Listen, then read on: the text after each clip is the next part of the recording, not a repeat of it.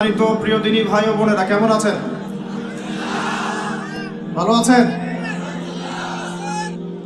সবার আগে আমরা একটু শুকরিয়া জানাই আল্লাহ পাকের দরবারে যে আল্লাহ পাক আমাদের সবাইকে দিনী মজলিসে বসার তৌফিক দিয়েছেন। বলি আলহামদুলিল্লাহ। শোনেন, ওয়াজ নসিহত অনেক শুনেছেন জীবনে। যতক্ষণ পর্যন্ত আমরা তাগুতের সাথে কুফরি করতে পারছি না আর আল্লাহর সামনে আত্মসমর্পণ করতে পারছি না, ততদিন পরিপূর্ণ মুসলমান হতে পারি নাই। আমি রেফারেন্স দিয়ে কথা বলছি। আল্লাহ পাক সূরা বাকারায় আয়াতুল কুরসি নাজিল করেছেন 255 নম্বর আয়াত। কত নম্বর? যেটা প্রত্যেক ফরজ নামাজের পরে পড়তে হয়, ঘুমানোর আগে পড়তে হয়, এবং এটা আপনাকে হেফাজত করবে। আল্লাহ পাকের রহমতে একজন ফেরেশতা আপনাকে প্রোটেক্ট করবে। ঠিক তার পরের আয়াতটা পড়ে দেখছেন কখনো? আচ্ছা, আয়াতুল কুরসি কয়জন পড়েছেন? হাত নামান। এর পরের আয়াতটা কয়জন পড়েছেন? এই দেখেন অবস্থা। হাত নামান।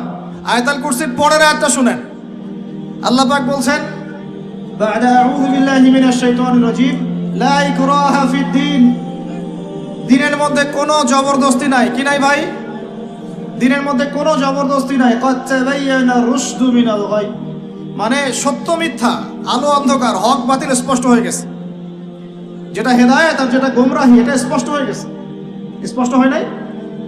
তারপরে আল্লাহ বলছেন, মা ইয়াকফুর বিত-তাগুতি ওয়া ইউমিন বিল্লাহ ফাকাদ ইসতামসাকা বিল উরওয়াতিল উসকা।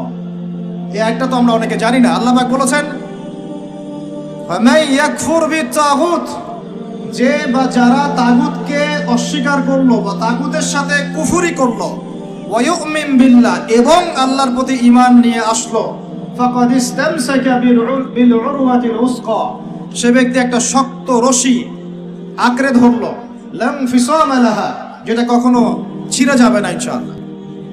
তাহলে আল্লাহ পাক এই আয়াতে বলছেন আপনাকে তাগুতের সাথে কুফরি করতে। কার সাথে? তাগুতের সাথে কুফরি করতে এবং মুমিন হতে। ঈমানদার হতে হলে তাগুতের সাথে কুফরি করতে হবে, আর তাগুতের প্রতি ঈমান রাখলে মুমিন হওয়া যাবে না। কথা বোঝা যাচ্ছে? তাহলে এখন ডেফিনেশন কি তাগুতের? কাকে বলে এটা? যেটার প্রতি কুফরি না করলে আমি মুমিন হতে পারবো না। এক, আল্লাহ বাদ দিয়ে যার ইবাদত করা হয় সেটা তাগুত। আল্লাহ বাদ দিয়ে যার ইবাদত করা হয় সেটা তাগুত। আল্লাহ বাদ দিয়ে এমন কারো দাসত্ব করা যেটা আল্লাহ রাব্বুল আলামিনের কোরআন এবং সুন্নাহ শরীয়তের মূলনীতির বাইরে, তাগুত। এমন কোন বিধান যেটার দাসত্ব করলে আল্লাহর কোরআনের বিধানকে অবজ্ঞা করা হয়, ওটাও তাগুত। এমন কোন সিস্টেম যে সিস্টেমটা আল্লাহ এবং তার রাসূলের বিধান মোতাবেক চলে না, গায়রুল্লাহর বিধান মোতাবেক চলে, ওটাও তাগুত। আমার কথা কি বোঝা যাচ্ছে? ভয় লাগতেছে? তাগুতের সাথে কুফরি না করতে পারলে মুমিন হতে পারবে না। এখন টপ টু বটম সব তাগুত, টপ টু বটম সব তাগুত। আমাদের উচিত ইসলামের মধ্যে এই আয়াতের অনুযায়ী আমল করা। আল্লাহ পাক বলেছেন, উদখুলু ফিস সিলমি কাফা, তোমরা পরিপূর্ণরূপে ইসলামে প্রবেশ করো, আংশিক প্রবেশ করো না ভাই। আংশিক ইসলামে প্রবেশ করো না, পরিপূর্ণ ইসলামে প্রবেশ করো। আমরা এখন পর্যন্ত নামাজও পড়ি, সুদও খাই, মাশাআল্লাহ। আমরা এখন পর্যন্ত নামাজও পড়ি, বেপরদায় চলি, নামাজও পড়ি, বছর বছর হজ উমরাও করি, মাঝে মাঝে দান সাদাকা করি, কিন্তু যাকাত দেই না। আমরা আল্লাহর বিধানের কথা বলি, মুখে কালিমা লা ইলাহা ইল্লাল্লাহর কথা বলি ঠিকই, কিন্তু অন্যায়ভাবে মানুষের উপর জুলুম করতেই আছি। আমরা লা ইলাহা ইল্লাল্লাহ বলি ঠিকই, তারপরেও লা ইলাহা ইল্লাল্লাহর একটা বিধানও বাস্তবায়ন করি না। বাস, এখন কতটুকু মুমিন আছি আর কতটুকু মুসলমান আছেন, আর এই প্রোটেস্ট্যান্ট ভার্সন ইসলাম পালন করলে কি ফায়দা হবে, এটা আপনি বুঝতে চেষ্টা করুন। বলছিলাম যে অন্তত পক্ষে জুমার খুতবা চলাকালীন এবং জুমার খুতবায় যে দোয়াগুলো হয় তখন আমিনটুকু বলেন। আমাদের আরবির এমনই বেহাল দশা, ইমাম সাহেব কি তেলাওয়াত করছে ওইটুকু আমাদের জ্ঞান নাই। ইমাম সাহেব তেলাওয়াত করছে, ইয়া আইয়ুহাল্লাযীনা আমানু ইত্তাকুল্লাহ, হে মুমিনগণ তোমরা আল্লাহকে ভয় করো, ওয়া যারু মা বাকিয়া মিনার রিবা, তোমরা সুদের অবশিষ্ট অংশ মানে সুদ ছেড়ে দাও। ইন কুনতুম মুমিনিন, যদি প্রকৃতপক্ষে মুমিন হয়ে থাকো তাহলে ছেড়ে দাও। কি ছেড়ে দাও ভাই? সুদ। কে বলছেন? আল্লাহ। তারপরে আল্লাহ পাক বলছেন ওয়াইল লাম তাফআলু, যদি তোমরা সুদ না ছাড়ো, ফাআযানু বিহারবিন মিনাল্লাহি ওয়া রাসূলিহি, তোমরা আল্লাহ এবং তার রাসূলের সাথে যুদ্ধের ঘোষণা শুনে নাও। কি বুঝলেন? কি বুঝলেন? যে ব্যক্তি সুদ খায় সে কার সাথে যুদ্ধ করতেছে? আর রাসূলের সাথে। যে ব্যক্তি সুদ খায় সে আল্লাহর সাথে যুদ্ধ করে, রাসূলের সাথে যুদ্ধ করে। মুসল্লি যারা দাঁড়িয়ে আছে, ইমাম সাহেব তেলাওয়াত করছে এই আয়াতটা, মুসল্লি হাই উঠাচ্ছে, হাই তুলতেছে। এই হলো আমাদের আরবির অবস্থা। কোরআনের যে ক আমরা জানি না, এটা তার অবস্থা। এই জন্যেই বাংলাদেশের মতো জায়গায় যারা 1.5 মিনিটের খুতবা দিতে 30টা ভুল করে, তারাও শায়েখ হয়ে বসে আছে। 1.5 মিনিটের খুতবা, খালি ইন্নাল হামদুলিল্লাহি নাহমাদুহু ওয়া নাস্তাঈনুহু ওয়া নাস্তাগফিরুহু ওয়া নু'মিনু বিহি ওয়া নাতাওয়াক্কালু আলাইহি বলতে থাকতে হবে। আর 1.5 মিনিট লাগবে। এর মধ্যে 30টা ভুল হচ্ছে। ভুলগুলো এমন যে একটার সাথে একটার অর্থ এত পার্থক্য হচ্ছে, আসমান আর জমিন। বুঝেন, সূরার ফজিলত শুনেছেন, সূরা ভাষায় পড়বেনও। আগে আপনারা কোরআন তেলাওয়াত সহি করেন। কোরআন তেলাওয়াত সহি না করে কোরআন পড়তে আইসেন। কোরআন তেলাওয়াত পড়তে আইসেন না মানে বুঝাচ্ছি তাফসিরে যায়েন না, তাফসির ব্যাখ্যা বিশ্লেষণ এখানে যায়েন না। আগে আপনাকে কোরআন তেলাওয়াত সহি করতে হবে। আগে কোরআন তেলাওয়াত সহি করতে হবে। আলহামদু অর্থ দ্বারাই আল্লাহ পাকের জন্য সমস্ত প্রশংসা। শুধু হায়ের মাখরাজ ভুল হলেই, আলহামদু বললেই অর্থ উল্টা যায়। সমস্ত নিন্দা আল্লাহর জন্য। নাউজুবিল্লাহ, বলেন নাউজুবিল্লাহ। কুল হুয়াল্লাহু আহাদ শুনেছেন, কুলের কাফ ভুল হলে আপনার অর্থ চেঞ্জ হয়ে যাবে।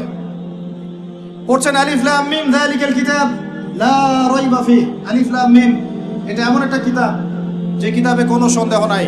লা মানে, বলেন, লা মানে নাই, রাইব মানে সন্দেহ, ফিহি মানে এর মধ্যে, ফিহি মানে এর মধ্যে মানে কোরআনের মধ্যে। তো এখন লা মানে নাই, যেটাতে মদ আছে, আর যেটা লা, যেমন ইন্নাল ইনসানা লাফি খুসর, ইন্না নিশ্চয়ই, আল ইনসান মানুষ, মানব জাতি। লা মানে এখানে অবশ্যই, এই লা এর উপর মদ নাই। ফি মানে মধ্যে, খুসর মানে ক্ষতি। নিশ্চয়ই মানুষ অবশ্যই ক্ষতির মধ্যে আছে। এক লা এর অর্থ না, আর এক লা এর অর্থ অবশ্যই হ্যাঁ। বুঝাতে পারতেছি ভাই? এক লা এর অর্থ বলেন না, আরেক লা এর অর্থ অবশ্যই হ্যাঁ। এখন আপনি যদি পড়েন যালিকাল কিতাব লা রাইবা ফিহি, কি অর্থ দাঁড়ায়? আপনি অর্থ করেন দেখি কি অর্থ দাঁড়ায়। এটা এমন একটা বই, নাউজুবিল্লাহ, যে বইয়ের মধ্যে অবশ্যই, আস্তাগফিরুল্লাহ, কি হলো এটা? কুফর, ঈমান থেকে কুফর। কুল ইয়া আইয়ুহাল কাফিরুন, বলো হে কাফের সম্প্রদায়, লা আ'বুদু মা তা'বুদুন, আমি তার ইবাদত করি না যার ইবাদত তোমরা করো। লা আ'বুদু, এখানে মত আছে, লা আ'বুদু, আমি ইবাদত করি না, মা তা'বুদুন, যার ইবাদত তোমরা করো। এটা ঈমান কি না? ঠিক আছে তেলাওয়াত। এখন যদি লাম চেঞ্জ করে দেন, যদি বলেন যে লা আ'বুদু মা তা'বুদুন, কি অর্থ হবে? মানুষ তো বোঝেই না যে তাসাআলুনা বিহি ওয়াল আরহাম বলছে, তাসআলুনা বিহি ওয়াল আরহামের অর্থ কি, পার্থক্য হচ্ছে। বিসমিল্লাহির রহমানির রহিম বলছে কি? বিসমিল্লাহির রহমানির রহিম। আমার কথাগুলো মন দিয়ে শুনেন। ইসলাম কায়েম করতে পারবেন না যতদিন আপনি কোরআনওয়ালা হচ্ছেন না। কথা বুঝতে পারেন নাই? ইসলাম কায়েম করতে পারবেন না যতদিন কোরআনওয়ালা হচ্ছেন না। আর কোরআনওয়ালা, হাদিসওয়ালা, সুন্নতওয়ালা ততদিন হতে পারবেন না যতদিন বিশুদ্ধ করে তেলাওয়াত করা শিখছেন না। আমাকে একজন সাহাবী দেখাবেন, একজন সাহাবী যিনি কোরআন তেলাওয়াত করতে পারতেন না। আছে? আছে? এমন একজন তাবেঈ দেখান যিনি কোরআন তেলাওয়াত করতে পারতেন না। এমন একজন তাবেঈ দেখান যিনি কোরআন তেলাওয়াত করতে পারতেন না। আমি আপনাকে বাংলাদেশের কয়েক কোটি মানুষ দেখাতে পারবো ইনশাআল্লাহ, যদি আমাকে অথরিটি দেওয়া হয়, যারা কোরআনের আলিফও জানে না, বাও জানে। এখন আপনি এই জেনারেশনটাকে দিয়ে কি দিন কায়েম করতে চাচ্ছেন বাংলাদেশে? পারবেন মনে হচ্ছে? পারবেন যদি এদেরকে প্রশিক্ষিত করতে পারেন। প্রশিক্ষণটা হবে কিসের প্রশিক্ষণ? আগে ইলমের, তাজকিয়ার, ইমানের, তারপরে দাওয়াতের, তারপর জিহাদের। কথা বোঝা যায়? আগে ইলমের, আমলের, তাজকিয়ার, দাওয়াতের, জামাআর, ইমারার, তারপরে জিহাদের, এরপরে ইকামতের দিন। আমি আস্তে আস্তে পয়েন্টে আসবো। আমার কথাগুলো মনে হয় আপনারা বুঝতে পারছেন না। বুঝতে পারছেন কি? আমি বুঝাতে চাচ্ছিলাম তেলাওয়াতে এইভাবে ভুল হয়। আর মানুষ এখন এইসব এই প্রাইমারি লেভেলের যোগ্যতা অর্জন না করেই মানুষ দিনের পথে নিজেকে দায়ী হিসেবে পরিচয় দেওয়া শুরু করছে। এটা খুবই দুঃখজনক। এটা খুবই দুঃখজনক, অবমাননাকর এবং উম্মার জন্য ভয়ঙ্কর ক্ষতিকর। আর আমরা সাধারণ মানুষ অনেক সময় না বুঝে এ ধরনের মানুষকে অনেক উঁচু মর্যাদা দেওয়ার চেষ্টা করছি। না বুঝে এটা ঠিক হচ্ছে না, কারণ উপকার করতে গিয়ে ক্ষতি হয়ে যেতে পারে বেশি। জুমার দিনে দোয়াগুলো শিখেন, আরবিটুকু শিখেন, কোরআনের তাজবিদ সহকারে তেলাওয়াতটুকু শিখেন। কারা কারা তাজবিদ সহ তেলাওয়াত করতে পারেন হাত তুলে দেখে ভাই। আচ্ছা, এখন হাত নামান। আমাকে এখন বলেন আপনারা কারা কারা, যদি আগামীকাল সকালে কোরআনের জন্য জীবন দেওয়ার প্রশ্ন ওঠে, কারা কারা দিবেন?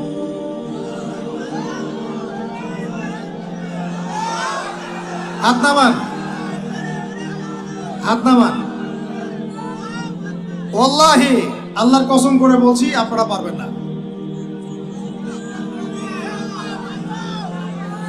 আচ্ছা আচ্ছা, ইনশাআল্লাহ আল্লাহ কবুল করেন।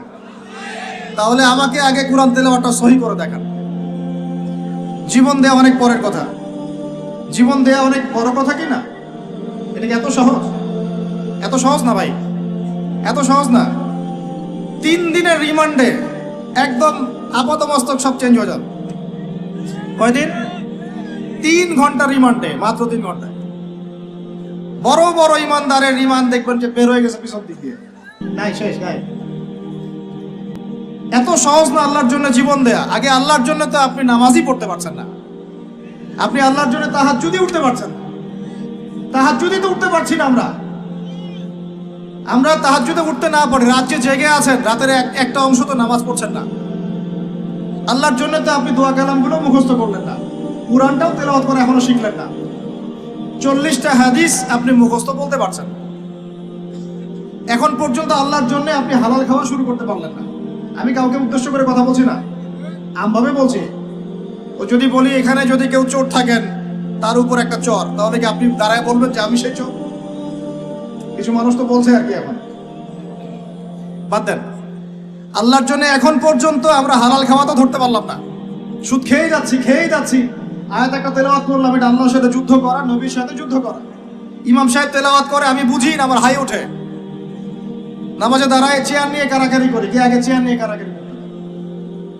নামাজে দাঁড়াই নড়াচড়া, মানে বুঝি না যে কি হচ্ছে নামাজে, কার সামনে দাঁড়িয়েছি, কি বলছি। আর আল্লাহ পাক যে আমাকে দেখছেন, আমার যে নামাজে আল্লাহর সামনে দাঁড়িয়ে আমি আছি, আল্লাহ পাকের সামনে আমাকে এভাবেই কিয়ামতের দিন মানে ইন্ডিভিজুয়ালি দাঁড়াতে হবে। নামাজ কি ফিলিংস দিবে? নামাজে দাঁড়িয়ে গা চুলকাচ্ছি, আঙ্গুল ফুটাচ্ছি, নড়াচড়া করছি, হাই উঠাচ্ছি। আর ইমাম সাহেব যদি একটু তেলাওয়াতটা লম্বা করে ফেলছে, ব্যাস, তাহলে তো অবস্থা খারাপ। পরের দিন থেকে চাকরি নাই। এতগুলো কথা আমি ভূমিকায় বলতে চাই নাই, শুধু মূল কথাটা হচ্ছে এখানে ভাই আমাদের সবাইকে আগে বেসিকটা ঠিক করতে হবে। রাজি আছে কি নাই ভাই? আমার ওয়াজ শুনে কোনো লাভ হবে না। আপনি যদি আপনার বেসিক ঠিক না করেন, আমার ওয়াজ করেও কোনো লাভ নাই। আপনাকে হয়তো এটার জন্য আমি কিছু আজর পাবো, নিয়াত ঠিক থাকলে। আপনি শুনেছেন, আপনার কোনো ওজর থাকবে না কালকে আমাদের মাঠে, বাস এতটুকুই। আদতে এই বাংলার জমিনে দিন কায়েম হবে না। আর আমার মনে হয় না যে আমরা সবাই চাই যে আমরা দিনটা কায়েম করি। আমার মনে হয় না আমরা সবাই এটা চাই। গুটি কয়েক কিছু মানুষ চায়, বাকিরা মনে করে কি দরকার এত ঝামেলায় যাওয়ার, কি দরকার, ভালোই তো আছি, স্ত্রী সন্তান বউ বাচ্চা নিয়ে আসি, চাকরি বাকরি করছি, ব্যবসা বাণিজ্য করছি, খাচ্ছি যাচ্ছি, এভাবেই কবরে যাব। কয়জন ফিকির করে যে আমি একটা তাফসির লিখে যাই, বা একটা বই লিখে যাই, বা আমি অ্যাটলিস্ট কিছু হকের কথা বলে যাই, বা আমি অ্যাটলিস্ট একটা অ্যাসোসিয়েশন ফর্ম করি, দিনের জন্য কিছু করি, বা আমি অ্যাটলিস্ট একটা মসজিদ মাদ্রাসা করে তুলি, বা আমি যুবকদেরকে শিক্ষিত করার জন্য বা দিনের পথে আনার জন্য কোনো ফিকির করি, বা আমি আলেমদেরকে একসাথে করার একটা ফিকির করি, কয়জনের এই ফিকিরগুলো থাকে আসলে? সেলফি, ভিডিও, ছবি, এই মানে বাহ্যিক আবেগ, এগুলো দিয়ে ভাই কিচ্ছু হবে না। আমার আগে ওইখানে বসে বসে, এরকম মঞ্চে বসে বসে বহু বরেণ্য ওলামায়ে কেরাম ওয়াজ করে গেছেন বাংলার মাটিতে, এবং তাদের অনেকেই কারাগারে চলে গেছেন। বহু মানুষ বহু মানুষ তাদের ওয়াজ শুনে ঠিক ঠিক বলতো, গরম গরম বক্তব্য দিতেন, এবং মানুষও ঠিক ঠিক বলতেন। জনগণও তাকে আর উস্কে দিত যেন সে আরো গরম বক্তব্য দেয়। হ্যাঁ, বিশ্বাস করেন, বিগত তারা যখন নাই, বিগত এক বছর, 2 বছর, 3 বছর, 4 বছর, 5 বছর চলে যায়, ওই ঠিক বলো জনগণ একবারও তাকে খোঁজ দিতেও যায়নি, একদিনও দেখতে যায়নি তাকে, একদিনও তার পরিবারের খবর নেয় নাই, একদিনও জানে নাই তার স্ত্রী কিভাবে রাত কাটাইছে, একদিনও তার সন্তানের খোঁজ নেয় নাই, তাকে এই বিপদ থেকে মুক্ত করার জন্য টাকা পয়সাও খরচ করে নাই, মামলা মোকদ্দমায় দৌড়াদৌড়ি করে নাই। আমরা ফ্যান্টাসিতে দিন কায়েম করতে পারবো না। আমার কথা একটু তিক্ত, কিন্তু কথাগুলো বাস্তব। আজ না হোক কাল বুঝবেন ইনশাআল্লাহ, আজ না হোক কাল বুঝবেন ইনশাআল্লাহ। এখন 2023 সাল চলছে, 1444 হিজরি চলছে। 1444 মানে নবী সাল্লাল্লাহু আলাইহি ওয়াসাল্লাম 1444 বছর আগে দিন কায়েম করে চলে গেছেন পৃথিবী থেকে। 1444 বছর পর এসে আমরা এগুলো নিয়ে কথাবার্তা বলছি। আমরা জানি না আমাদের সামনে জাতিগতভাবে, বৈশ্বিকভাবে আর এমনিতেই ইউনিভার্সাল কতটুকু সময় বাকি আছে, আমরা এটা জানিও না। হাদিসে অনেক আগেই বলা হয়েছে যে এই 2 আঙ্গুলের ডিস্টেন্স যতটুকু, তোমরা আমার 2 আঙ্গুল দেখো, এই 2 আঙ্গুলের ডিস্টেন্স যতটুকু, আমার আগমন আর কিয়ামতের দূরত্ব এতটুকু। নবীজি অনেক আগে বলেছেন যে আসর থেকে মাগরিব, সময়টার উদাহরণ মিসাল হচ্ছে আসর থেকে মাগরিব। এইভাবে দিন কায়েম হয় না। আমরা যদি দিন সত্যিকার অর্থে কায়েম করতে চাই, আগে বেসিক ঠিক করতে হবে। আজকে রাতে দোয়া কবুল হবে ইনশাআল্লাহ। এখন যেহেতু আমরা একটা জামায়ার মধ্যে আছি, আল্লাহর ফেরেশতারা এটা ঘিরে রেখেছেন ইনশাআল্লাহ। আল্লাহ পাক অবশ্যই আমাদের কথা শুনছেন, দোয়া শুনছেন। সবাই আগে দোয়া করি, নিয়াত করি যে এই নামাজের কথাটা আপনার কানে চলে গেল, আজকের পর থেকে কোনোদিনও যেন নামাজ না ছুটে যায়। জোরে বলেন মুজাহিদদের মতো, আল্লাহ আমাদের দোয়া আপনি কবুল করুন। আমাদের কারো যেন কখনো এক ওয়াক্ত নামাজও আল্লাহ মিস না যায়, এবং নামাজে আমরা যা পড়বো তা যেন বুঝতে চেষ্টা করি। আল্লাহ পাক আমাদের সবাইকে কোরআন বিশুদ্ধ করে তেলাওয়াত করার তৌফিক দান করেন, এবং কোরআনের ভাষা আরবি শেখার তৌফিক দান করেন। আরবি না শিখে আমরা দাওয়াতি কাজে আসবো না, এবং আমরা সবসময় মুহাক্কিক ওলামায়ে কেরামের সাথে থাকবো। তাদের সাথে থেকে আমরা দিন শিখব, তাদের সহবতে থাকব, তাদের কাছে পরামর্শ করব, তাদের কাছে সিলেবাস করে নিয়ে পড়াশোনা করব, করে নিজের যোগ্যতাকে বাড়াবো ইনশাআল্লাহ। আল্লাহ পাক আমাদের দোয়া যেন কবুল করেন। আমরা সবাই হালাল খাবো আগে ইনশাআল্লাহ, কোনোভাবেই হারাম রিজিকে যাব না ইনশাআল্লাহ। আল্লাহর সাথে যুদ্ধ করব না, নবীর সাথে যুদ্ধ করব না, সুদভিত্তিক অর্থনীতির সাথে আমাদের যেন কোনো সম্পর্ক না থাকে, যদিও এটা এই বিশ্বে একদম অলমোস্ট ইম্পসিবল। আমি বলছি অলমোস্ট ইম্পসিবল। এই বিশ্বে সুদভিত্তিক অর্থনীতির অক্টোপাসের এই চক্রজাল থেকে বের হওয়া অলমোস্ট ইম্পসিবল, কিন্তু একেবারে অসম্ভব নয়। আল্লাহ পাক যদি তৌফিক দেন আর আমাদের নিয়ে যদি ঠিক থাকে, ইনশাআল্লাহ চেষ্টা করলে আল্লাহ পাক রাস্তা দেখাবেন ইনশাআল্লাহ। স্বেচ্ছায় সুদ খাবো না, কারণ নবীজি বলছেন 4 শ্রেণীর মানুষকে আমি লানত করলাম, অভিশাপ। 4 শ্রেণীর মানুষকে আমি অভিশাপ করলাম। 1 শ্রেণী যে সুদ খায়, 1 শ্রেণী যে দেয়, 1 শ্রেণী সাক্ষী থাকে, আর 1 শ্রেণী লিখে রাখে। আর আপনি যে জবটার জন্য এত ট্রাই করছেন, আলটিমেটলি জবটা এই 4টার কোনো একটা দিয়ে পড়বে। বুঝতে পারেন নাই? আলটিমেটলি আপনি যে জবের জন্য ট্রাই করছেন, এখন দিনরাত একাকার করে দেখেন কোনো না কোনো ভাবে 4টার মধ্যে পড়ে যায় কিনা। পড়ে গেলে আপনার আমার উপরেও নাউজুবিল্লাহ আল্লাহ নবীর লানত অভিশাপ চলে আসবে। এটা কি চাচ্ছি? আল্লাহ হেফাজত করুন। আর ভয়ঙ্কর হাদিস তো অনেকদিন বলেছি, অনেকদিন শুনেছেন, আবারও শুনেন, কারণ আল্লাহ পাক সূরা আর রহমানে একই আয়াত 32 বার রিপিট করেছেন। কতবার?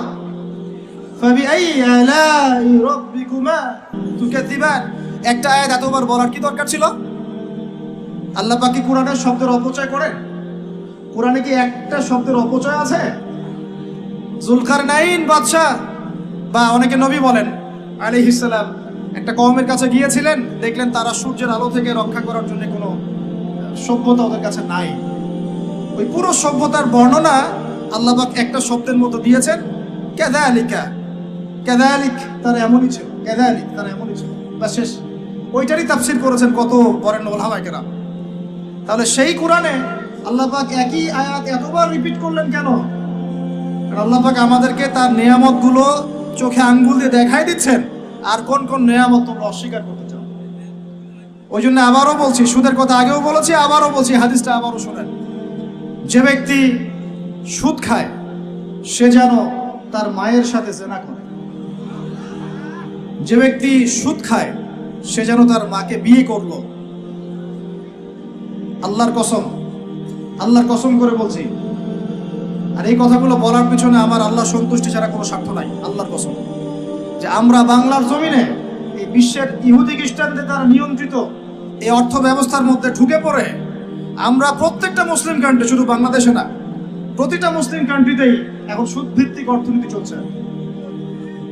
এবং আল্লাহর কসম করে বলছে আমরা মুসলমান হয়েও এখনো নিজেদের মায়ের সাথে জেনা করছি না। 7টা বিয়ে জায়েজ না জায়েজ এটা নিয়ে আপনারা প্রশ্ন করেন, কারণ হচ্ছে ভাইরাল ইস্যু, মজা লাগে, উত্তর আপনিও জানেন। কিন্তু সুদ দিয়ে যে মায়ের সাথে জেনা করতেছেন এই প্রশ্ন করেন না কেন? হ্যাঁ, বিয়ে শাদী নিয়ে প্রশ্ন করেন, দিন কায়েম নিয়ে প্রশ্ন করেন না কেন? শীতের দিনে বিয়ে করতে মজা লাগে না লাগে এইসব আলোচনা হয়, আল্লাহর জমিনের দাওয়াত জিহাদ দিয়ে কথা বলেন না কেন? যুব সমাজকে কিভাবে আল্লাহর দিকে নিয়ে আসা যায়, একটা সূত্রে গেঁথে ফেলা যায়, বরেণ্য ওলামায়ে কেরামদেরকে কিভাবে একটা জামায়ার মধ্যে আনা যায়, একটা আমিরুল মুমিনিন নিয়ে আসা যায়, এইসব চিন্তা করেন না কেন? সারাদিন কি এইসব মাসলা মাসাইল শিখতে থাকবেন? সারা জীবন এগুলোই করতে থাকবেন? সময় নাই হাতে আমাদের। এই জায়গাগুলো কে পূরণ করবে? এই জায়গাগুলো তো খালি হয়ে যাচ্ছে দিন দিন, কে পূরণ করবে? অনলাইনে বসে বসে পোস্ট লেখা সহজ, সমালোচনা করা সহজ, একটা কমেন্ট করা সহজ, লাইক শেয়ার দেওয়া সহজ। এই চেয়ারগুলো আপনি এসে পূরণ করেন, আসেন। এই চেয়ারগুলো, উম্মার নেতৃত্ব প্রদানকারী জায়গাগুলো আপনারা পূরণ করেন, আসেন। পড়াশোনা করেন, সাহসী হন, সবরের পরিচয় দেন, মুজাহাদা করেন, প্রশিক্ষিত হন, হয়ে আসেন, কথা বলেন, জামায়া গড়ে তোলেন, উম্মাকে নেতৃত্ব দেন, আসেন। এই জায়গাগুলো কাদের জন্য ছেড়ে দিচ্ছেন আপনারা? এই উম্মার দায়িত্ব আবু তো আদনানের নয়, এই উম্মতের দায়িত্ব আব্দুল মালিক সাহেবের, এই উম্মতের দায়িত্ব এই মোস্তাকুর নবী হুজুর, ওসামা ভাই, আহমদুল্লাহ হুজুর, এই ইন্ডিভিজুয়াল মানুষদের নয়। একজন ব্যক্তির উপরে, কয়েকজন ব্যক্তির উপরে আপনি দায়িত্ব চাপাই দিতে পারবেন না। উম্মার প্রত্যেকটা ব্যক্তির দায়িত্ব আছে এই উম্মাকে বিজয়ী করার জন্য। আর আপনি চিন্তা করেন, আয়নার সামনে দাঁড়ান, আয়নার সামনে দাঁড়াই চিন্তা করেন না যে সারাটা জীবনে 30-32 বছর বয়স হয়ে গেল, 40-50 হয়ে গেল, এই উম্মাহ আপনার কাছ থেকে কি পেয়েছে এখন পর্যন্ত? এই উম্মাহ আপনার কাছে কি পেয়েছে? কয়টা বই পেয়েছে?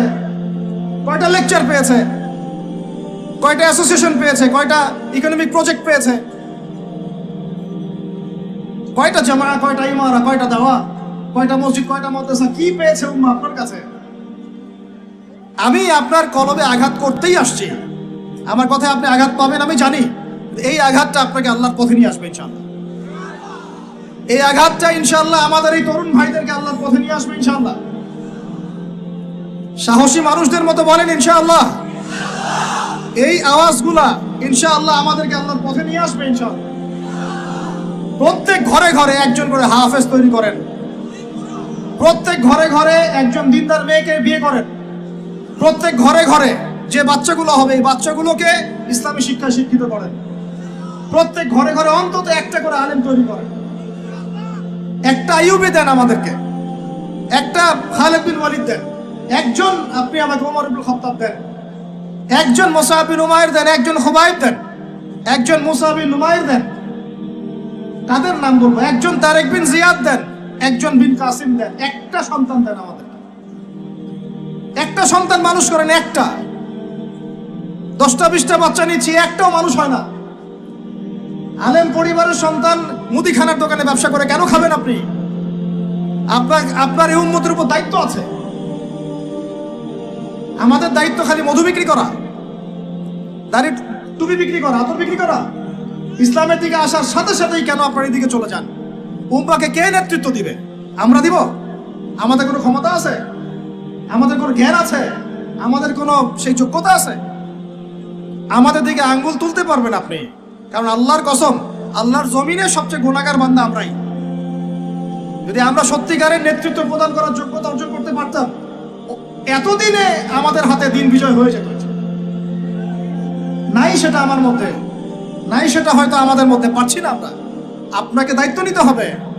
একজন ভাই গার্মেন্টস ব্যবসায়ী, তিনি এত বড় একটা আয়োজন করতে পারেন, তার দায়িত্ব পালন করতে পারেন। আপনারও তো অর্থ সম্পদ আছে, একটা ইসলামিক ইউনিভার্সিটি করেন, একটা বড় একটা মার্কাজুল কোরআন, মার্কাজুল ইলম গড়ে তোলেন, ওলামায়ে কেরামদের একটা জামাআত গড়ে তোলেন। কিছু পারেন না, অথেন্টিক বইগুলোকে প্রচার করার ব্যবস্থা করেন, কিছু কিছু অথেন্টিক মিডিয়া প্রডিউস করেন। তোমরা জেনারেল লাইনে পড়াশোনা করে কয়জন বিজ্ঞানী হচ্ছ? একটা সফটওয়্যার আবিষ্কার করতে পারছি না আমরা ইসলামিক। হাতে গোনা যায় অ্যাপস, 3-4টা অ্যাপস ইসলামিক। প্রযুক্তি আমাদের নিজস্ব হাতে তৈরি করা না, আমাদের স্বতন্ত্র মিডিয়া নাই। এই মিডিয়াগুলোতে কিছু হয় না, এগুলো বরং কোনো কোনো ক্ষেত্রে ফিতনাও ছড়ায় বেশি। কারণ আমার কথা মন খারাপ করুন না, কারণ আমি চ্যালেঞ্জ করতেছি আপনাদেরকে, আপনি 1000 জনকে বসান যারা দিন নিয়ে কাজ করতে চাচ্ছেন, তাদের 10%-এর কোরআন তেলাওয়াত সহি না। কোরআন তেলাওয়াত সহি না করে আপনাকে এত বড় দায়িত্ব নিতে কে বলল? আপনি তো বুঝবেন না যে কোনটার সাথে কোনটা দিতে হবে, কি বলা দরকার, কি প্রচার করা দরকার, কি করা যাবে না। বাংলাদেশে আলেমে আলেমে দ্বন্দ্ব লাগানোর জন্য অনেক সময় মিডিয়া দায়ী হয়ে গেছে। কেন এরকম সামনে দিতে গেলেন? অমুককে ধুয়ে দিল তমুক। সে যদি না ধুয়েও দেয় তবু তো আমার মনে হচ্ছে লোকটাকে ভালো মনে করতাম, লোকটাকে আলেম মনে করতাম। এরকম কথা বললে আমার সম্পর্কে আমার মনের মধ্যে একটা খারাপ ধারণা সৃষ্টি হচ্ছে। কেন আপনি সামনে দিতে গেলেন? ওর যখন চোখে পড়বে সে আবার কাউন্টার দিবে, কারণ আমরা তো মন থেকে পবিত্র না, মনের মধ্যে হিংসা দিয়ে ভর্তি। আমি ঘুরেছি, প্রত্যেক মহলেই ঘুরেছি, আমরা এখন পর্যন্ত নফসের তাজকিয়া অর্জন করতে পারি নাই। মনে আমাদের যে পরিমাণ হিংসা বিদ্বেষ, এই হিংসা বিদ্বেষ নিয়ে কবরে গেলে আল্লাহ পাকের একটা আযাব মাটি দেবে।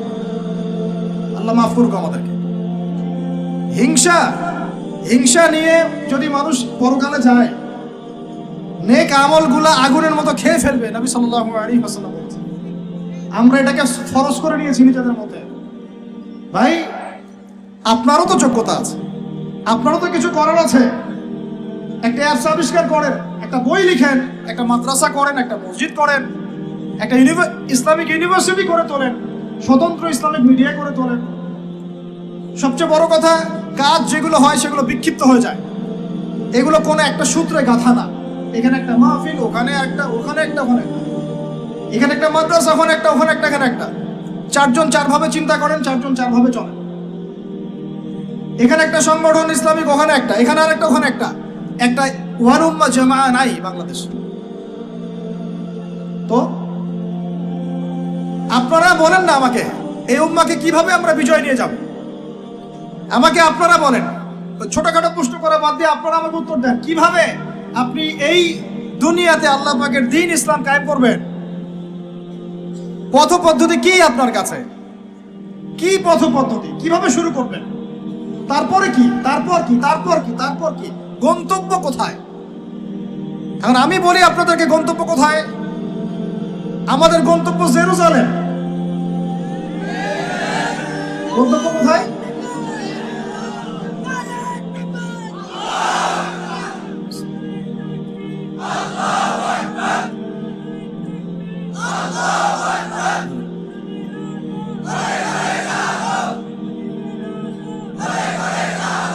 বাস।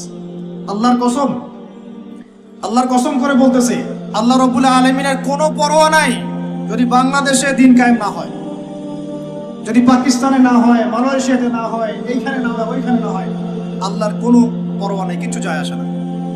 কারণ আখিরুজ্জামান স্টাডি করলে আপনি পাবেন যে অবশ্যই নবী ঈসা ইবনে মারইয়াম এই পৃথিবীতে আবার আসছেন ইনশাআল্লাহ, এবং তিনি আসার আগেই মুসলিমদের মধ্যে একজন ত্রাণকর্তা আসবেন। তার নাম মুহাম্মদ। তার নাম কি? মুহাম্মদ। বাবার নামও আব্দুল্লাহ, মায়ের নামও আমিনা। মিল থাকবে বংশের। উঁচু নাক, চওড়া কপাল, নবী সাল্লাল্লাহু আলাইহি ওয়াসাল্লামের চেহারার সাথে সাদৃশ্য থাকবে। মুসলমানদেরকে নেতৃত্ব দিবেন ইনশাআল্লাহ তাআলা। আমি বলছিলাম আল্লাহ পাকের কোনো পরোয়া নাই, কারণ এই হাদিসগুলো স্টাডি করলে আপনি দেখবেন জেরুজালেম মুসলমানদের হাতে আসতে যাচ্ছে ইনশাআল্লাহ। ওইখানে ঈসা আলাইহিস সালাম 40 বছর ইসলামী খেলাফত কায়েম করবেন ইনশাআল্লাহ। খিলাফত নাই, ইসলামের প্রতিষ্ঠার কথা আপনি ভুলে যান। খিলাফত ছাড়া ইসলামী প্রতিষ্ঠার কথা ভুলে যান। ঈসা আলাইহিস সালাম এসে ইহুদিদের সাথে কোনো সন্ধি করবেন না। ইউনাইটেড নেশনসে গিয়ে বলবেন না যে আমাকে একটা স্বাধীন ফিলিস্তিন রাষ্ট্র প্রতিষ্ঠার অনুমোদন দেন। তিনি এই কথা বলবেন না। তিনি বলবেন না যে আমাকে ডলার দেন। IMF এ গিয়ে বলবেন না আমাকে ঋণ দেন। বরং তিনি এই পুরো বৈশ্বিক কুফরি তাগুতি শক্তির গোড়ায় গিয়ে আঘাত করবেন ইনশাআল্লাহ। যতদিন পর্যন্ত এই পুরো বিশ্বে ইহুদি খ্রিস্টানদের যে অ্যালায়েন্স, জায়নিস্ট মুভমেন্ট, এর পতন না হচ্ছে, ততদিন পর্যন্ত মুসলমানরা স্বাধীন হতে পারে নাই। আমরা এখন পর্যন্ত স্বাধীন হতে পারি নাই, এটাই সত্য কথা। কখন স্বাধীন হবেন আপনি? কখন এই উম্মাহ স্বাধীন হবে? যখন আপনার আমার কথায় পশ্চিমারা উঠবে বসবে তখন। যখন আপনার আমার কথায় এই ইহুদিরা উঠবে আর বসবে তখন। যখন আপনার আমার কথায় এই পুরো কুফরি তাগুতি শক্তির উঠবে বসবে তখন বুঝবেন উম্মাহ স্বাধীন হয়েছে। স্বাধীনতা শুনছেন? বেলাল ইবনে রাবাহ স্বাধীন। যখন তাকে পিটানো হচ্ছে, শেকল দিয়ে বেঁধে শেষরায় টানা হচ্ছে, বেলাল ইবনে রাবাহ সেদিন স্বাধীন ছিলেন, কারণ তিনি আল্লাহ ছাড়া কারো দাসত্ব করেন না। আবু জাহেলের নির্মম নির্যাতন, উমাইয়া বিন খালাফের নির্মম নির্যাতন বেলাল ইবনে রাবাহকে পরাধীন করতে পারে না। বেলাল স্বাধীন আঘাতের মধ্যে। সুমাইয়া স্বাধীন। সুমাইয়ার নাম শুনেছেন? আমাদের বোনরা তার নামই জানে।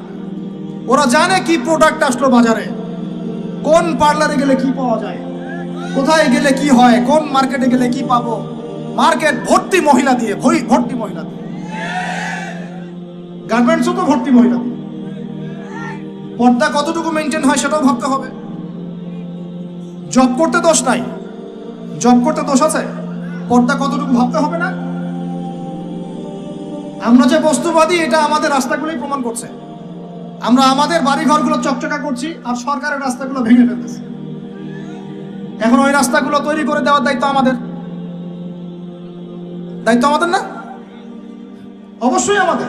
কেন? আমরা তো খেয়ানত করলাম, সরকারি মাল দড়িয়ামে ডাল, এরকম চিন্তা করলাম। ওইদিকে যেতে চাচ্ছি না। বোনরা শোনেন, ভাইরাও শোনেন, সুমাইয়া স্বাধীন। কখন স্বাধীন? যখন আবু জেহেল তাকে বলছে যে তুই এই জন্যই ইসলাম কবুল করেছিস যে মুহাম্মাদের সৌন্দর্য দেখে তুই তার প্রেমে পড়েছিস। নাউজুবিল্লাহ সাল্লাল্লাহু আলাইহি ওয়াসাল্লাম কি বলেছে বলেন? তুই মুহাম্মাদের সৌন্দর্য দেখেই মনে হয় তার প্রেমে পড়েছিস। নাউজুবিল্লাহ, আস্তাগফিরুল্লাহ। সুমাইয়া রাদিয়াল্লাহু আনহা তখন বাধা, হাত পা বের করার কোনো অপশন নাই, বাধা আছে। এক জটলা থুতু মুখে একত্রিত করে আবু জেহেলের মুখের উপর থু করে থুতু দিয়ে দিয়েছে। আর আপনারা তো জানেন যে একটা থুতুতে অনেক কিছু হয় না? একটা থুতুতে অনেক কিছু হয়। এক থুতুতে ইমানদার মুনাফিক আলাদা হয়ে যায়। এক থুতুতেই ইমানদার মুনাফিক আলাদা হয়ে যায়। সুমাইয়াও থুতু দিয়েছিল আবু জেহেলের মুখে। এবার আবু জেহেল কি করেছে শুনেন। আবু জেহেল তার কাছে একটা বর্ষা ছিল, বর্ষা চেনা যায়, বর্ষা সামনের অংশ চোখা, এটা দিয়ে সুমাইয়া রাদিয়াল্লাহু আনহার লজ্জাস্থানে আঘাত করে তাকে শহীদ করে দিয়েছে। ব্যথা অনুভব করলেন? না, আমি জানি করেন নাই, কারণ সুমাইয়া আপনার কেউ না, সুমাইয়া আপনার কেউ না, সুমাইয়া আমার বোন না, সুমাইয়া আমার স্ত্রী না, সুমাইয়া আমার মা না, সুমাইয়া আমার খালা ফুফু চাচি মেয়ে কেউ না। এই কারণে আমাদের আঘাত লাগে না। যদি আমাদের এই দেহটা যে অবশ, আমাদের উম্মার যে দেহটা যে অবশ, এটা তো বোঝা যায় চলমান বিশ্ব রাজনীতি দেখলেই। বিশ্বের যে কোনো জায়গায় মুসলিমরা আঘাত পাচ্ছে, মার খাচ্ছে, নির্যাতিত হচ্ছে, দোয়াও তো মুখ দিয়ে বেরো হয় না। তাদের স্মরণে একদিন কেউ রোজা রেখে একটু দোয়াও করে না, নামাজে একটু দোয়াও করে না, দুইটা কথাও বলে না, কোনো মানববন্ধনও নাই, কোনো প্রতিবাদও নাই, কিছুই নাই। মানে পুরো দেহটাই প্যারালাইজড, শেষ, অবশ অনুভূতি। আর প্রত্যেকটা বর্ডার এক একটা অনিকেত প্রান্তর, যেখানে অনুভূতিগুলোর ব্যবচ্ছেদ করা হয়েছে, ফিলিংসগুলোকে ব্যবচ্ছেদ করে ফেলে দেওয়া হয়েছে, ফিলিংস নাই। সুমাইয়ার কথা শুনে আমাদের লাগলো না, কারণ সুমাইয়া আমার মেয়ে না, আমার মেয়ে আয়েশা তো আর না, আমার মেয়ে মারিয়াম তো আর না, আমার ছেলে ওমর উসমান তো আর না। সুমাইয়া তখন স্বাধীন, যখন তাকে বর্ষায় শহীদ করা হলো, সে স্বাধীন, জান্নাতে চলে গেল। জুলাইবিস একজন সাহাবী ছিলেন, ছোটখাটো মানুষ, ইসলাম কবুল করে আসছেন। খায়বার যুদ্ধের দিন নবী সাল্লাল্লাহু আলাইহি ওয়াসাল্লাম তার হাতে তাকে তলোয়ার দিয়েছেন এবং তাকে যুদ্ধে মানে অগ্রগামী যে সৈনিকরা থাকে প্রথম কাতারের দিকে, সেখানে থাকার মানে চান্স দিয়েছেন। তাকে মানুষ বিয়ে করতে চাইতো না, কারণ তার চেহারা সুরত খুব একটা ভালো লাগে না, বংশ নিচু, মানুষের একটা থাকে না প্রেস্টিজ ইস্যু।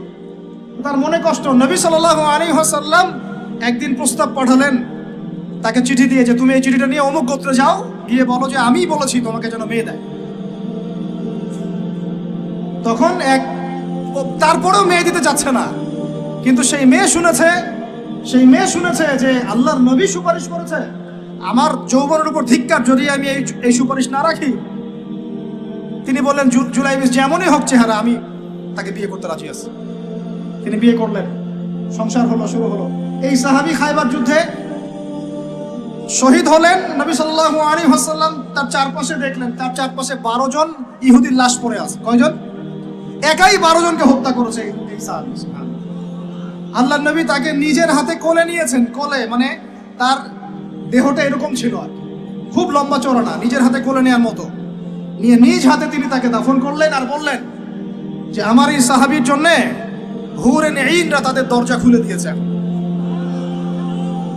তিনি তখন স্বাধীন। ওমর ইবনে খাত্তাব তখন স্বাধীন। কখন স্বাধীন? ওমর রাদিয়াল্লাহু আনহু যে কোরআন খুলে সূরা তাহা পড়ছেন, তাহা পড়তে পড়তে তার ভিতরে ফিলিংস চলে আসলো যে না, এটা আল্লাহর পক্ষ থেকে আসছে। তিনি বলছেন খুজুনি ইলা রাসূলিল্লাহি ওয়া আসহাবি, আমাকে আল্লাহর রাসূলের কাছে নিয়ে চলো, তার সাহাবীদের কাছে নিয়ে চলো। তাকে নিয়ে যাওয়া হলো। ভিতরে হামজা ছিলেন রাদিয়াল্লাহু আনহু, তাকে টেনে নিয়ে আসলেন ভিতরে। বলছেন তরোয়াল নিয়ে আসছো কি জন্য? হ্যাঁ, আলা তানতাহি হাত্তা ইয়াজআল আল্লাহু বিকা কারিয়া, ততক্ষণ পর্যন্ত কি তুমি ক্ষান্ত হবে না যতক্ষণ আল্লাহর গজব না আসছে তোমার উপরে? ওমর ইবনে খাত্তাব বলছেন ইয়া রাসূলুল্লাহ, হে আল্লাহর রাসূল, জিতুকা উমিনু বিল্লাহি ওয়া রাসূলিহি, আমি আপনার কাছে এসেছি আল্লাহ এবং আপনার প্রতি ঈমানদার হয়ে এসেছি। ওয়া বিমা জিতা বিহি মিন ইনদিল্লাহ, এবং আপনি আল্লাহর পক্ষ থেকে যা নিয়ে এসেছেন এই কোরআনের প্রতি ঈমানদার হয়েই আমি আপনার কাছে এসেছি। আশহাদু আল্লা ইলাহা ইল্লাল্লাহ ওয়া আশহাদু আন্না মুহাম্মাদান আবদুহু ওয়া রাসূলুহু, কালিমা পড়লেন, মুসলিম হলেন, স্বাধীন হলেন। আগে পরাধীন ছিলেন। বুঝতে পারছেন না কথা? এরপরে তিনি সবার দরজায় গিয়ে নক করলেন। আবু জেহেলের বাসায় নক করে বলছেন হাল আলিমতা আন্নী ক্বাদ আসলামত, তুমি কি জানলা যে আমি ইসলাম কবুল করেছি? আবু জেহেল, তুমি কি জানলা, শুনলা যে আমি ইসলাম কবুল করেছি? আরেকজনের বাসায় যান, উমাইয়া বিন খালাফ, হাল আলিমতা আন্নী ক্বাদ আসলামত, তুমি কি জানলা আমি ইসলাম কবুল করেছি? ওয়াত্তাবা'তু মুহাম্মদ সাল্লাল্লাহু আলাইহি ওয়াসাল্লাম, আমি আল্লাহর রাসূলের ইত্তেবা করেছি। এরপর কুরাইশদের এই কাবার সামনে গিয়ে বলছেন ইয়া মা'শারাল কুরাইশ, হে কুরাইশ তোমরা শোনো, ই'লামু আন্নী ক্বাদ আসলামত, তোমরা জেনে রাখো যে আমি ইসলাম কবুল করেছি। ওয়া শাহিদতু আল্লা ইলাহা ইল্লাল্লাহ ওয়া আন্না মুহাম্মাদান আবদুহু ওয়া রাসূলুহু। এবার কুরাইশরা গিয়ে তার উপর আক্রমণ শুরু করলো। 40 জন 50 জন গিয়ে তাকে জাপটে ধরতেছে, তিনি একাই লড়তেছেন সবার সাথে। একজন এসে পরামর্শ দিচ্ছেন, ওই যে আপনারা যারা হিকমতের দোহাই দিয়ে কাপুরুষতাকে আড়াল করতে চান তারা শুনেন ওয়াজটা ভালো করে। যারা হিকমতের দোহাই পেরে কাপুরুষতাকে আড়াল করতে চান তারা শুনে।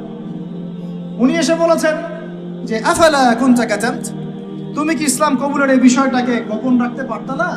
কি দরকার ছিল এভাবে প্রকাশ্যে বলার? কি দরকার ছিল এভাবে কাফেরদের সাথে একটা দ্বন্দ্বে জড়ানোর? শোনেন তারপরে তিনি কি বলছেন। তিনি বলছেন যে ওয়াল্লাহি, আল্লাহর কসম করে বলছি, লা উফাররিকান্না বাইনাল হাক্কি ওয়াল বাতিল কামা ফাররাকাল্লাহু বাইনাল লাইলি ওয়ান নাহার। আল্লাহু আকবার। তিনি বলছেন আল্লাহর কসম করে বলছি, আমি রাত এবং দিন আল্লাহ পাক যেভাবে আলাদা করে দেন এই রকম করে আমি সত্য আর মিথ্যা আলাদা করে দেব ইনশাআল্লাহ। আল্লাহু আকবার। এরপর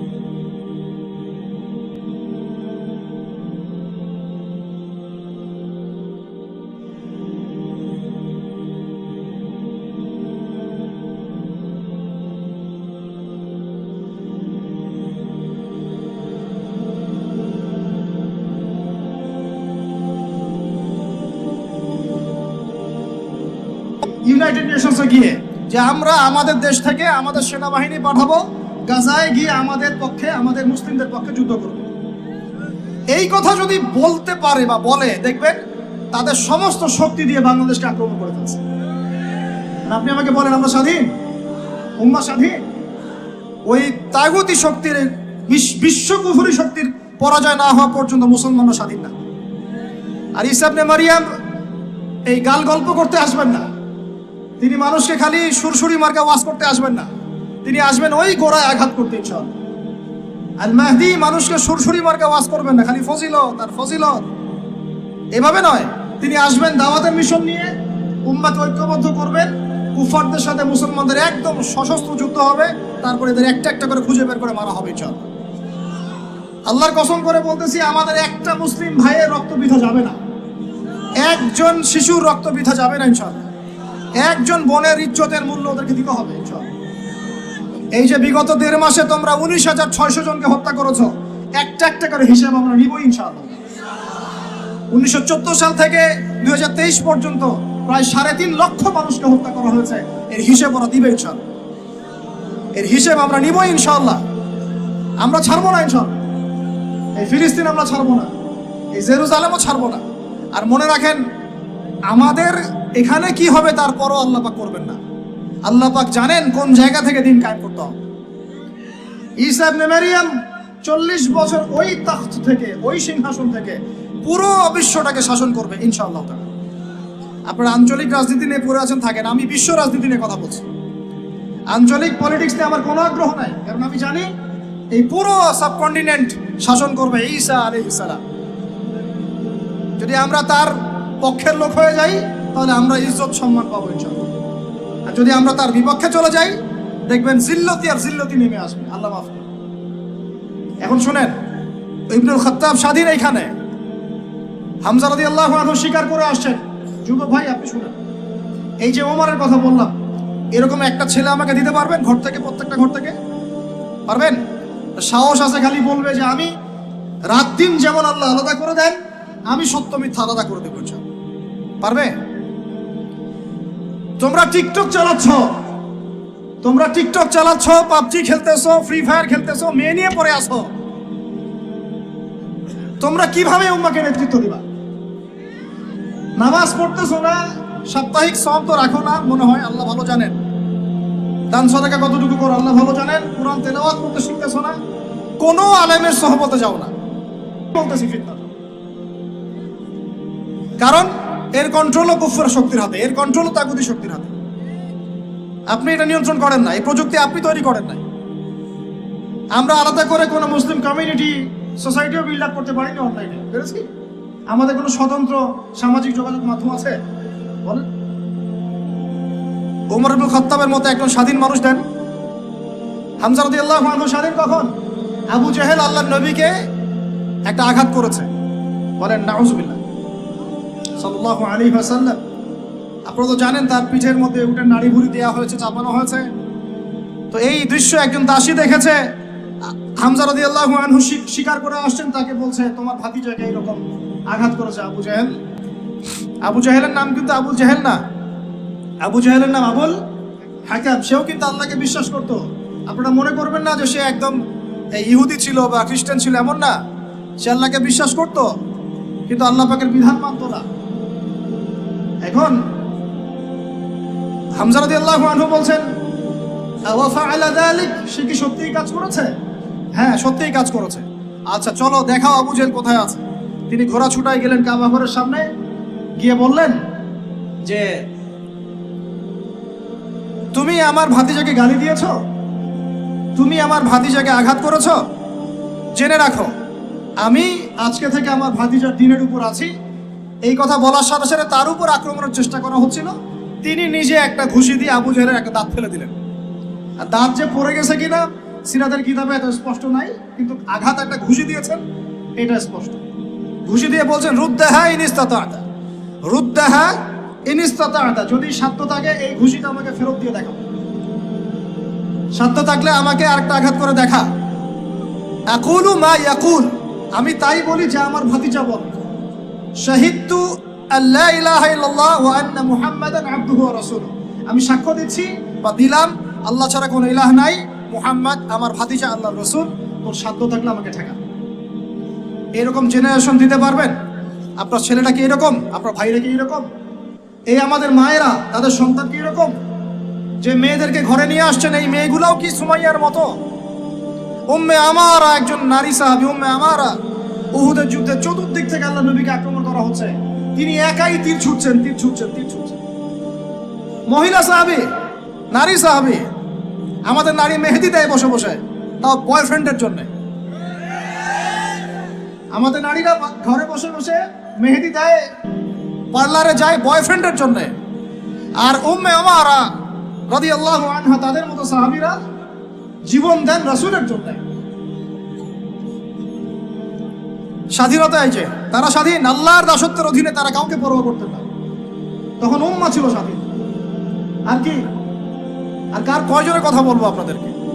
মুসআব বিন উমাইর, বিখ্যাত সাহাবী, তরুণ সাহাবী, দায়ী মানুষ, এত দামি পারফিউম ইউজ করতেন, এটা এখনকার লাখ টাকা কোটি টাকার দাম হবে। বিত্তশালী পরিবারের, এই যে বিত্তশালী পরিবারের সন্তানও শুনেন, আপনারা তো বাইক দাবড়ায় বেড়ান, গাড়ি ড্রাইভ করে বেড়ান, মাঝখানে অ্যাক্সিডেন্ট করে দেন, কেসও খান না, বাপের টাকা আছে পার পেয়ে যান, ইয়াবা খান, তারপরে গিয়ে মেয়ে নিয়ে ফুর্তি করেন, জেনা নিত্য নৈমিত্তিক ব্যাপার। একটা মেয়েকে পিছনে উঠান, 7 দিন ঘোরেন, আবার চেঞ্জ করেন, 7 দিন পর আরেকটা নেন। মুসআব বিন উমাইরও ধনীর সন্তান ছিলেন, ধনীর দুলাল। যখন ইসলাম এসেছে, কুরআন এসেছে, শুনেছেন তিনি, ইসলাম কবুল করেছেন।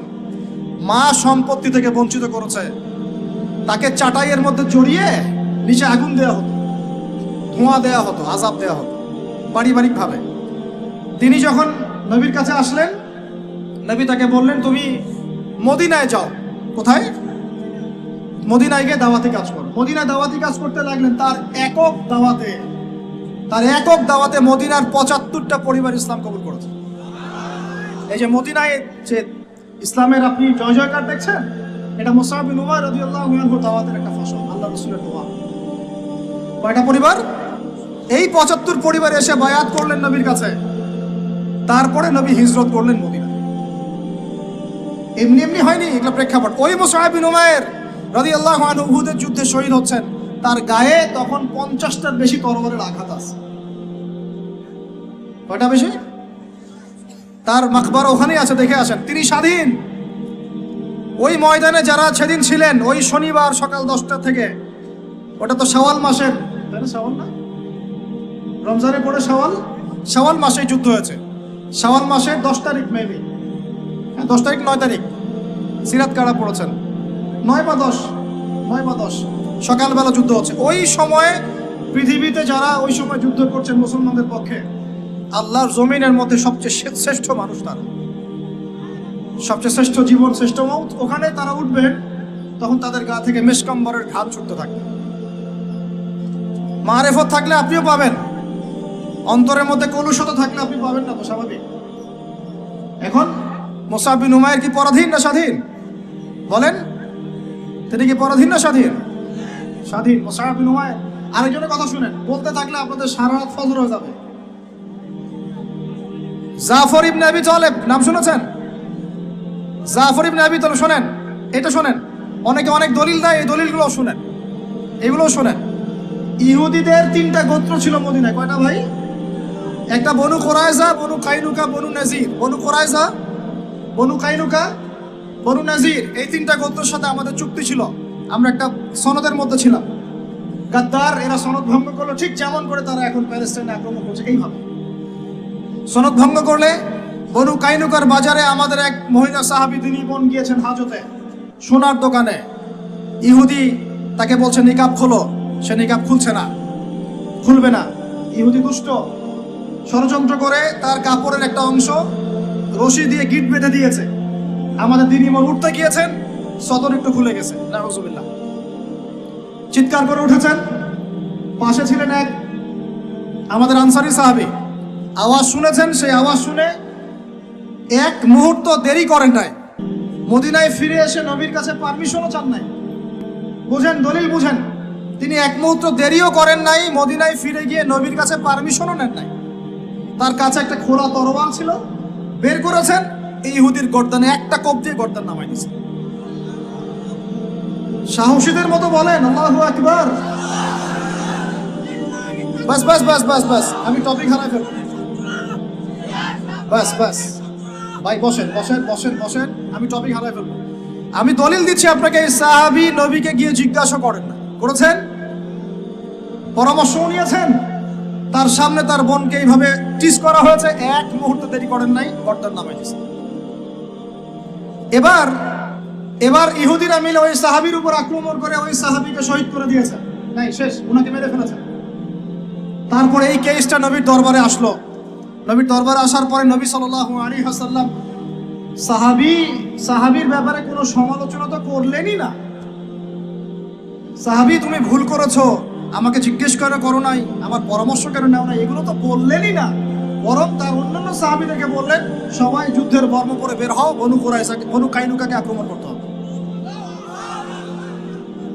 এখন আপনি দেখছেন 3 মাসে 19,600 জন, 3 মাসে, সরি 3 মাস কিসের, 1.5 মাসে 19,600 জন। আর এখানে একজন মুসলিম ভাই, একজন মুসলিম বোনের ইজ্জতের বিনিময়ে নবী সাল্লাল্লাহু আলাইহি ওয়াসাল্লাম পুরা বনু কাইনুকাকে একদম সমূলে উৎপাটিত করে মদিনা থেকে বিতাড়িত করলেন। ওই উম্মার সাথে এই উম্মার কোনো সম্পর্ক আছে? ওই আরবের সাথে এই আরবদের কোনো সম্পর্ক আছে? ওই স্বাধীনতার সাথে এখনকার এই পরাধীনতার কোনো সম্পর্ক আছে? এরপরে আপনারা ফ্যান্টাসি নিয়ে পড়ে আছে। আল্লামা রুমি বলতেন, উনি একজন বড় সুফি মানুষ ছিলেন। উনি বলতেন যে আমি যা বুঝি আর আমি যা জানি বুঝতে পারি, তোমাদেরকে বলে কি লাভ, তোমরা তো বুঝবা না। কে বলতেন? বড় বড় যারা আল্লাহর ওলি তাদের কথাটা একটু এই টাইপের হয়, মনে হয় একটু অস্বাভাবিক, কিন্তু এর ভিতরে অনেক গভীরতা থাকে। আমি নিজেও এই কথা বলতেছি, আমরা যা বুঝি, যা বুঝতেছি, যা দেখতেছি, তা আপনাদেরকে বলে বোঝাতে পারবো না, বলেই বা কি লাভ, আপনি হয়তো বুঝবেনও না। এই একটা ঘটনা দলিল পেলেন। আরেকটা শোনেন, আরেকটা কওম হলো বনু নাজির। রাসূলকে দাওয়াত দিয়েছে, দাওয়াত দিয়ে বলছে যে আমরা ইসলাম কবুল করবো, আসেন নেগোশিয়েট করি। নবীজি বসেছেন, নবী সাল্লাল্লাহু আলাইহি ওয়াসাল্লাম গিয়েছেন দাওয়াত দিতে বনু নাজিরের সিঁড়ির মধ্যে, এটাকে বলে দেয়ালে হেলান দিয়ে আছেন।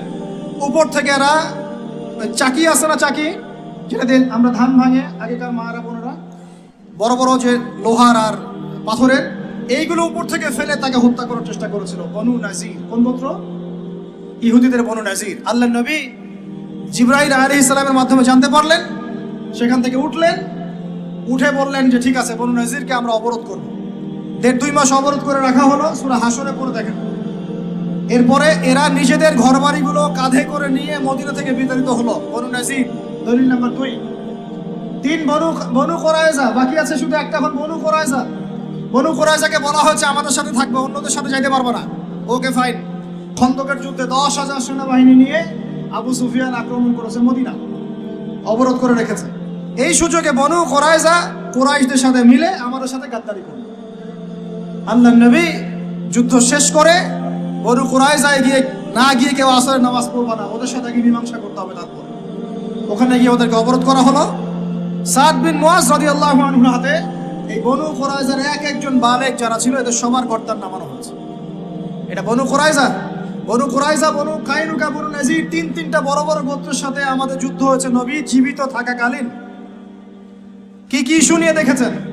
আর এখন আপনি দেখছেন বিগত 100 বছর 1914 থেকে 2023 পর্যন্ত মার তারা দিতেই আছে, মুসলমান খাইতেই আছে।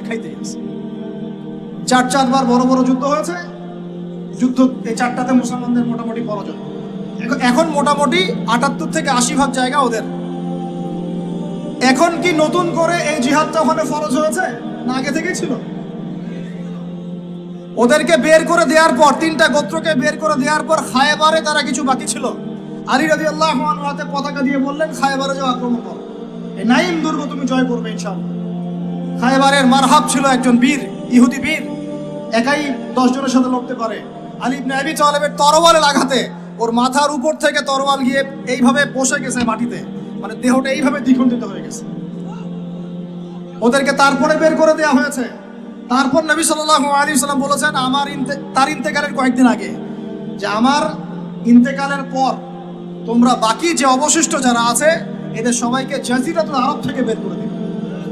কে বলেছেন এটা বলেন? এখন তারপর ওমর রাদিয়াল্লাহু আনহু ওটা জয় করেন, আমাদের আন্ডারে থাকে। 1099 সালে ক্রুসেডাররা গিয়ে ওটা আবার দখল করে। তার মোটামুটি ভাবে 80 থেকে 90 বছরের মধ্যেই 1176 নাকি 87, 1176 থেকে আইয়ুবী রাহিমাহুল্লাহ গিয়ে সেটা আবার জয় করেন। তারপরে আবার ওখানে লড়াই হয়েছে। তারপরে আবার গিয়ে আপনার মামলুকদের ভূমিকা আছে, জেঙ্গিদের ভূমিকা আছে, তুর্কিদের ভূমিকা আছে, ওসমানীয়রা আবার দখল করেছে। এই সিলসিলা চলতে 1914 সালে গিয়ে তারা এই ব্রিটেনের সহযোগিতায় এই জায়গাটা দখল করেছে। কত সালে? এই তো 1914 সালে। দখল করার পর থেকে এখন এই বিগত 100 বছরে ওখান থেকে তারা বিশ্বের সব নিয়ন্ত্রণ করা শুরু করেছে। জায়গা দখল থেকে শুরু করে মুসলিম ভাইদেরকে দমন, আমাদের বোনদেরকে ধর্ষণ, শিশুদেরকে হত্যা, জমি উপড়ে ফেলা, কি না করেছে। এখন তারা ওখানে দাজ্জালের শাসন প্রতিষ্ঠা করতে যাচ্ছে। এরাই তারা যারা দাজ্জালকে নিয়ে বিশ্বকে শাসন করবে। শেষ জামানার দাজ্জালের কনসেপ্ট না জানলে আল্লাহর কসম আপনি ওয়ার্ল্ড অ্যাফেয়ার্স বুঝতে পারবেন না। এখন শেষ করে দেয় এই কথা থেকে, দেখুন তারা বিগত 100 বছরে ওখানে যা করেছে বা করে যাচ্ছে, এরপরেও যদি আমাদের টনক না নড়ে, আমরা যদি মনে করি যে আমরা তো খুব ভালো আছি, তাহলে আল্লাহর কসম আমরা এখন উম্মাও বুঝি নাই, স্বাধীনতাও বুঝি নাই। আমাদের সবাইকে বুঝতে হবে পুরো মুসলিম উম্মাহ একটা দেহ। আমরা নিজেদের বেসিক ঠিক করব, অর্থনীতি ঠিক করব, আমাদের পরিবার ঠিক করব, আমাদের দাওয়াতের মোটিভটা ঠিক করব। এই ইস্যু পাগল জাতি হব না, মূল জায়গায় থাকার চেষ্টা করবো ইনশাআল্লাহ। আস্তে আস্তে সেই প্রজন্ম আসবে ইনশাআল্লাহ। আমি না পড়ি, আপনি না পড়েন, আমাদের পরের জেনারেশন পারবে ইনশাআল্লাহ। বা তারপর একদিন না একদিন বাইতুল মুকাদ্দাসে আমরা নামাজ পড়বো ইনশাআল্লাহ। বাইতুল মুকাদ্দাসে সালাত আদায় না করা পর্যন্ত আমাদের শান্তি নাই। বাইতুল মুকাদ্দাস বিজয় না হওয়া পর্যন্ত এই মুসলিম উম্মার ঘুম নাই। কারণ তারা মুসলিমদেরকে ঘুমাতে দিবে না। তারা মুসলিমদেরকে ভাগ করে ফেলবে, বিভিন্ন মতবাদে ভাগ করে ফেলবে। তারা মুসলিমদেরকে স্যাংশন দিবে, অর্থনৈতিকভাবে পঙ্গু করে ফেলবে, মিডিয়া নিয়ন্ত্রণ করে ফেলবে, ওরা টেকনোলজি নিয়ন্ত্রণ করবে। মুসলিমদেরকে তারা দাঁড়াতে দিবে না যতক্ষণ পর্যন্ত বাইতুল মুকাদ্দাস পাচ্ছেন না। আর এখন এই ইস্যুগুলো নিয়ে কথা বললে মুসলমানদের মধ্যে এক শ্রেণীর মুনাফিক তারা আমাদের বিপক্ষে কথা বলা শুরু করে। এই জাতির এখন চিনতে আশা করি বাকি নাই যে মুসলিমদের মধ্যে কত মুনাফিক ঢুকে গেছে। কোন দলের সাথে আমাদের কোনো দ্বন্দ্ব নাই, আমাদের দ্বন্দ্ব হচ্ছে কথিত মুনাফিকদের সাথে, যারা এই চলমান সংকটের মধ্যেও মুসলমানদের পক্ষে না গিয়ে জালেমের পক্ষ নিচ্ছে। এই চলমান সংকটের মধ্যেও মাজলুমদের পক্ষ না নিয়ে যারা জালেমের পক্ষ নিচ্ছে, এদের সাথে আমার কোনো সম্পর্ক নাই, আপনাদেরও সম্পর্ক থাকার কথা না, এই উম্মারও সম্পর্ক নাই। আল্লাহর কসম ইনশাআল্লাহ আমাদের সন্তানদের হাতে বাইতুল মুকাদ্দাস বিজয় হবে ইনশাআল্লাহ। এখন আপনি আমি সেই দায়িত্ব পালন করবো কিনা সেটা আমাদের বিষয়। আমাদের কর্তব্য কি সেটা আমাদের বুঝতে হবে। এইসব ফ্যান্টাসি বন্ধ করেন, এইসব উপরি স্লোগান বন্ধ করেন, এবং আইওয়াজ শোডাউন সব বন্ধ করেন। সবাই 5 ওয়াক্ত নামাজি হয়ে যায়, আল্লাহ তৌফিক দান করেন। সবাই মিলে তাহাজ্জুদ গুজার হয়ে যায়, আল্লাহ তৌফিক দান করেন। আল্লাহ পাক সবাইকে হালাল খাওয়ার তৌফিক দেন। সবাই অর্থনীতি ঠিক করে ফেলাই, সবাই দাওয়াতের মেহনতে লেগে পড়ি। আল্লাহ যাকে যা দিয়েছেন তাই দিয়ে দিনের খেদমত করেন। এক ভাইকে আল্লাহ পাক টাকা দিয়েছেন, টাকা দিয়ে করেন। জমি দিয়েছেন, জমি দিয়ে করেন। জ্ঞান দিয়েছেন, জ্ঞান দিয়ে করেন। আপনাকে আল্লাহ পাক মসজিদ মাদ্রাসা দিয়েছেন, তাই দিয়ে করেন। যৌবন দিয়েছেন, যৌবন দিয়ে করেন, লিখতে পারেন লিখেন, বলতে পারেন বলেন, চিন্তা করতে পারেন করেন, যা আপনাকে আল্লাহ দিয়েছেন তাই দিয়ে দিনের খেদমত করেন। আল্লাহ পাক আপনাদের সবাইকে তৌফিক দান করেন, আমিন। আর শেষ কথা হচ্ছে এই যে উম্মার কথা আমরা বললাম, আমরা এখনো পুরোপুরি ভাবে ওই কুফারদের নিয়ন্ত্রণ থেকে এখনো বের হতে পারি নাই। যদি বের হতে চাই, আল্লাহ পাক আমাদেরকে অবশ্যই রাস্তা দেখাবেন ইনশাআল্লাহ। যদি আমাদের নিয়াত ঠিক থাকে, ইখলাস ঠিক থাকে, প্রচেষ্টা ঠিক থাকে এবং আমাদের মানহাজ কর্মপদ্ধতি ঠিক থাকে। আল্লাহ রাব্বুল আলামিন আমাদের সমস্ত তরুণ ভাইদেরকে কবুল করেন, আমিন। আর এই সবগুলো কথা আপনি বুঝবেন জুমার দিন সূরা কাহাফ তেলাওয়াত করলে ইনশাআল্লাহ। আগে এই জুমায় যে আমলগুলোর কথা বলেছি এর সাথে সূরা কাহাফ অ্যাড করে নেবেন। সূরা কাহাফ না পড়ে জুমার দিন কেউ শেষ করবেন না। আল্লাহ রাব্বুল আলামিন আমাদের সবাইকে এই উম্মাহকে পরিপূর্ণরূপে স্বাধীন করার তৌফিক দান করেন। আমাদের সবাইকে আল্লাহ রাব্বুল আলামিন দ্বীনের জন্য কবুল ও মঞ্জুর করেন। সবাইকে আল্লাহ পাক শক্তি সামর্থ্য দান করেন, ঈমান দান করেন, তাকওয়া দান করেন।